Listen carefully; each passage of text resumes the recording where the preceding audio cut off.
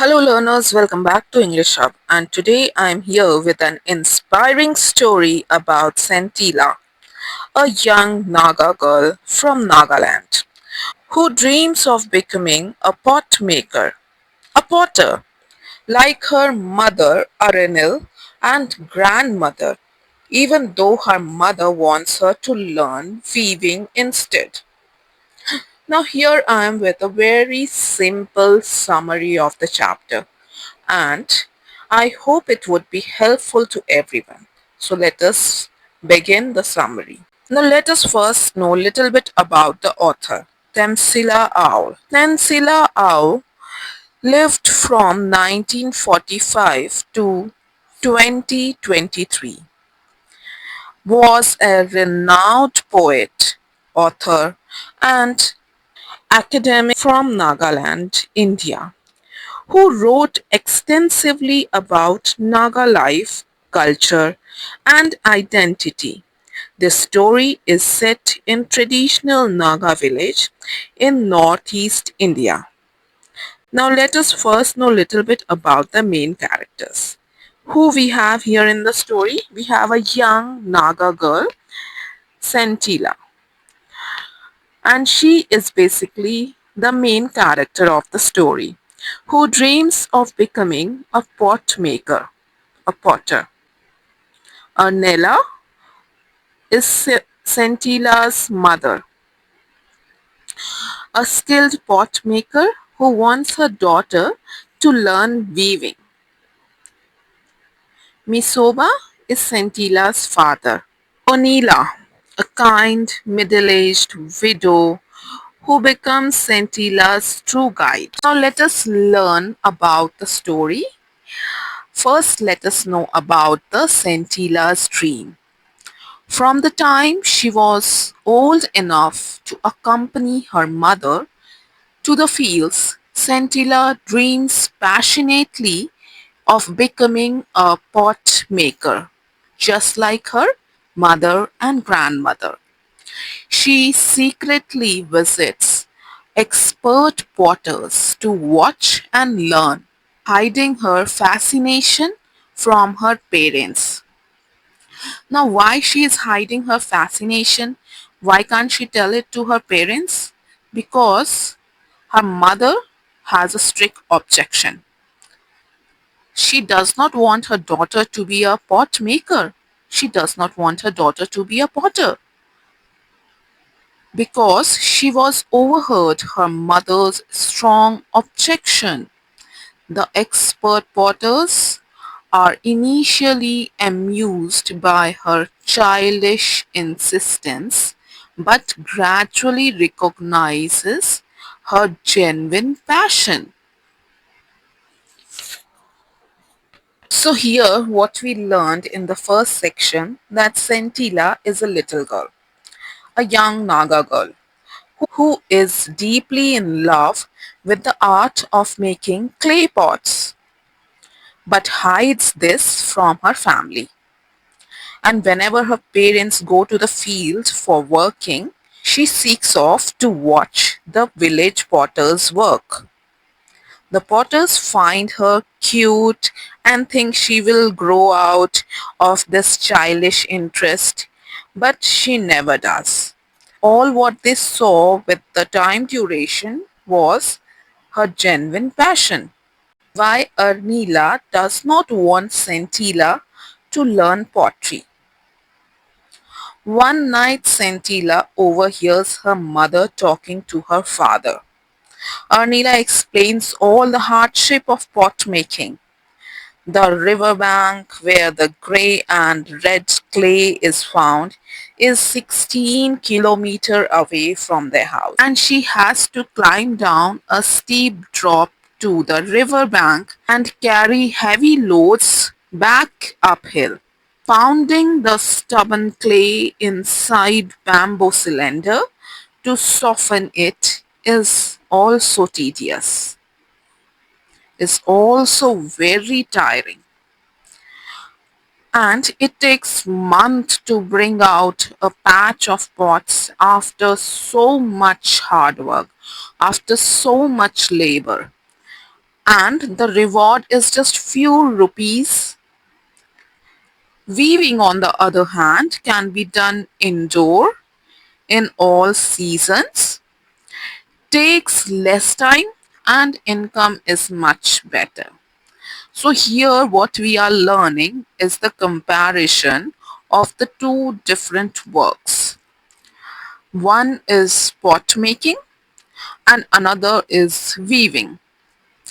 So, Sentila's mother is here comparing the two different work, and according to her, pot making is very tiring. Why? Because first thing, it's very far away, 16 kilometers she has to walk, and she has to carry heavy loads uphill because the river is steep, and they have to carry heavy loads uphill. Then they have to pound the clay for hours, keep on mixing and knitting and doing different kinds of work with the clay to make it that soft, beautiful one from which they can work for making pot. Then fire the pots in a kiln very carefully. And all this hard work earns almost nothing. On the other hand, weaving earns more money and is done comfortably at home. So, the mother wants her daughter to not suffer and to do this weaving work in which she can earn more. Now, next we have Sentila's watches and learns on her own, even though her mother is against it. But Sentila quietly continues visiting the potters. She sees how the clay is mixed with water and pounded. How carefully the potters pushes their left hand into a lump of softened clay and how they rotate it while shaping it with spatula held in the right hand. The regular tap of the spatula on the clay is like music to her ears as she watches in fascination a pot emerges from a shapeless lump right before her eyes. So, what we are learning here is that Scintilla becomes a careful observer. She observes potter, how the pot making process is done by the potters. She studies the whole process. She studies every single step, how hands move, how spatula taps, how the pot takes shape. The sound of tapping feels like beautiful music to her ears. She also learns that the pots are sun dried and then fired in the kiln, and that too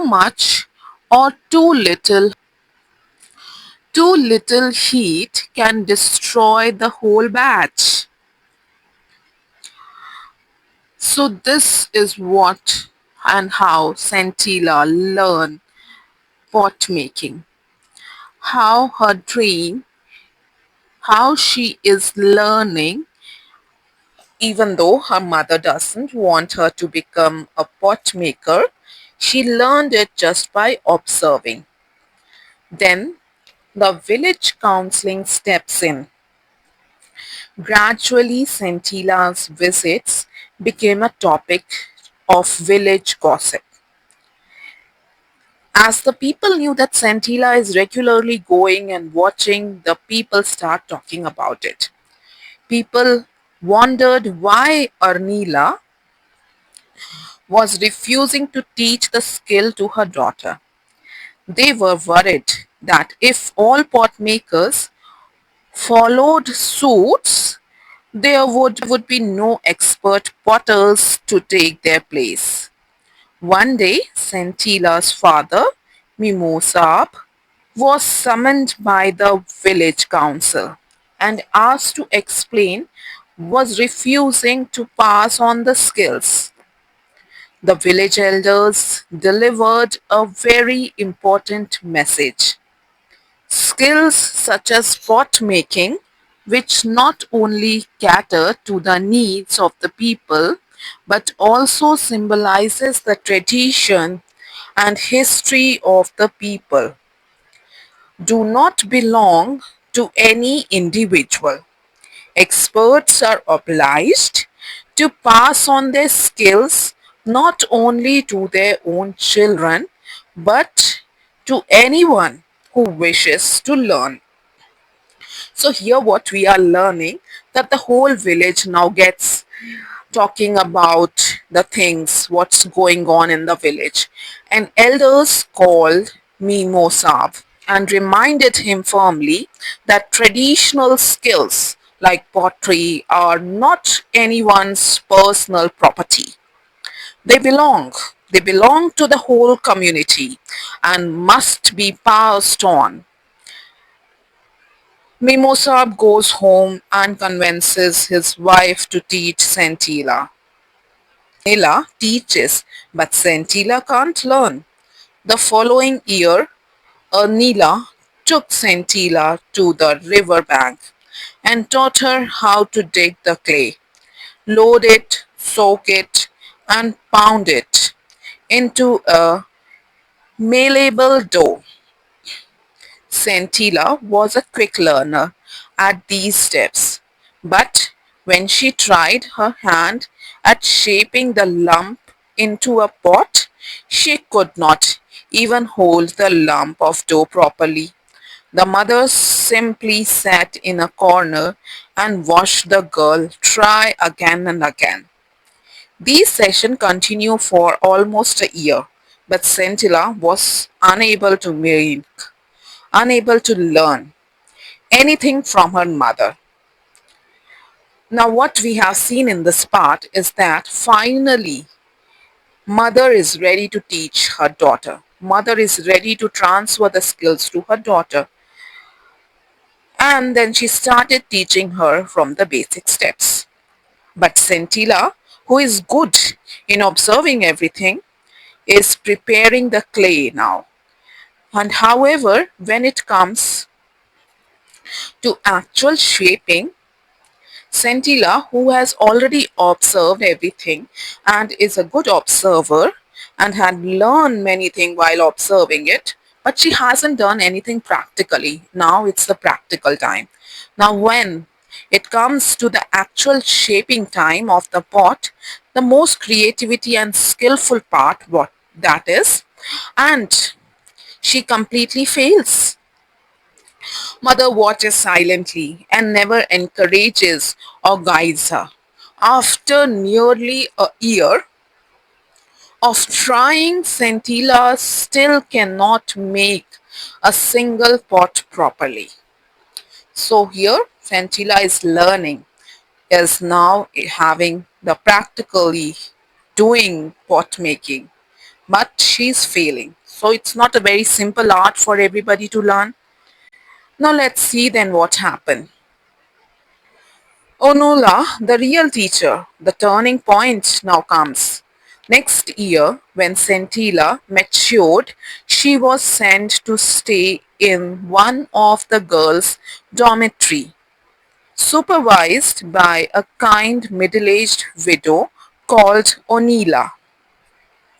She had heard of the discord in Sentila's family and resolved to help the girl in every possible way. One evening, when everyone went to attend a musical event, Onula saw Santilla quietly taking out clay and tools from her basket. She watched Santilla's clumsy efforts to make a pot and noticed that Santilla was too dense. As a result, the clay seemed unable to yield the right shape. Onula acts with kindness. She went to Santilla and said, "Don't worry, little one. I shall teach you how to make a perfect pot."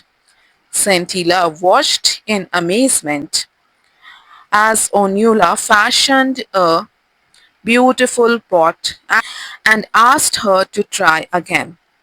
With a confidence she had never felt before, Scintilla started all over again and created a beautiful pot. But Onula pointed out one flaw. The mouth of the pot was not right. She then gave Scintilla the most important advice. When you work with your mother next time, watch her carefully when she's shaping the mouth of the pot.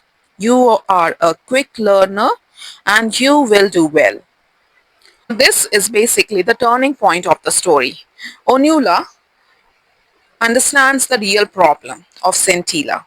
And Scintilla is not lacking ability, she is lacking confidence.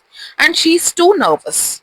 So Onula, with all her kindness, patience, and encouragement, unlocked Nila's cold. Silent teachers never could. With just one demonstration, a few gentle words, Scintilla makes her first successful pot. Now let's see what happened further. Following Onula's advice, during the next pot making session, Scintilla observed how her mother held her left hand and the spatula, how she slackened the rhythm when fashioning the mouth of the pot, and how a strip of elongated dough was added to the mouth to make the rim. Then comes the big day. Anila asks there are enough shiny days to make a big batch of pots. She finishes her share quickly, then pretends to have a headache and leaves Scintilla alone in the work shed. Before long, Scintilla realized that the pot was ready. She started on the next one. Like a sprinter who had suddenly found momentum, she continued making pot after pot with the same speed and dexterity that she had noticed in her mother's hand. Finally, she Finally, when she looked at her row of pots, she saw that she had made just one shot of her mother's tally. Here, what we learn that she was left alone with no fear, no pressure. Now, Scintilla's hands suddenly remember everything. She works like a true craftsperson, pot after pot, fast and perfectly shaped. She nearly matched her mother's count. It is her greatest moment. The tragic yet triumphant ending. Exhausted from the labor, Scintilla decided to go into the house and join her mother for lunch. When she reached the threshold, she found her mother lying on the floor. She was not breathing. Scintilla ran for help. As Erlina's body was being carried out, Scintilla ran after it, shouting, "Mother, I did not wish it happened this way. It simply came to me. Please forgive me." Those who heard her did not understand what she meant, except for Anula. Onula intuitively sensed that something momentous had happened. On her way back, she noticed that the door to the work shed was slightly ajar. Out of curiosity, she stepped inside and abruptly stopped. Two neat rows of newly made pots stood side by side. She could find nothing to tell one batch from the other. She was sure it was not the handiwork of one person alone. The story ends with a powerful line. A new pot maker was born. Now here what we are learning that on very On the very day Centilla achieves mastery, her mother passes away peacefully, almost as if she had waited to see her daughter succeed before letting go. Onula finds two identical rows of pots in the shed, one by Ernila and one by Centilla, and they were distinguishable. This is the greatest tribute. The skill has been perfectly passed on. Enila's knowledge lives on through her daughter. So, this was the whole explanation of the chapter, and it had a tragic ending, yet a meaningful. A new pot maker was born. Let's see the central theme of the story. Here we have passion and perseverance. Santilla never gives up, despite years of failure and opposition. Traditional skills as community heritage. Potter belongs to the whole village, not just one family. Power of good teaching. Onula Onula's kindness achieved what Anila's silence could not. Cultural continuity. Old traditions survive when the young carry them forward with love. Passion versus practical reality. Anila's worry about money, whereas Centilla loves for the craft. The story powerfully conveys the traditional skills and crafts belong not to the individuals but to entire community, that passion and perseverance can overcome all obstacles, and that culture heritage must be passed down from generation to generation with pride and responsibility. Now let us see some of the important keywords. What we have over here first is pittance. A very small amount of money is termed as pittance. Tedious, very tiring and boring. Pot making is a tiring process. Malleable, soft and easy to shape. Deftly, skillfully and quickly. Spatula, a flat tool used to shape clay. Kiln, a furnace used to bake or fire pots. Discord, disagreement, conflict. Momentum, speed and energy gained while doing something. Dexterity, skill and quickness with hands. Revelation, a sudden, powerful realization.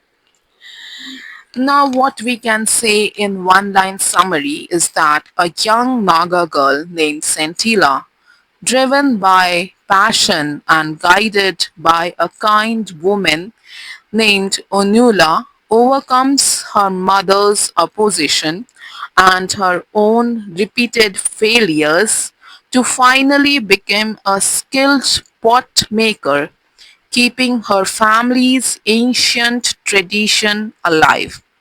So, this was the whole chapter. If you have any doubt, do write it in the comment box and I will try to solve it for you. Remember to like, share, and click on the bell icon to find more interesting videos in simple and easy language. Bye bye, take care.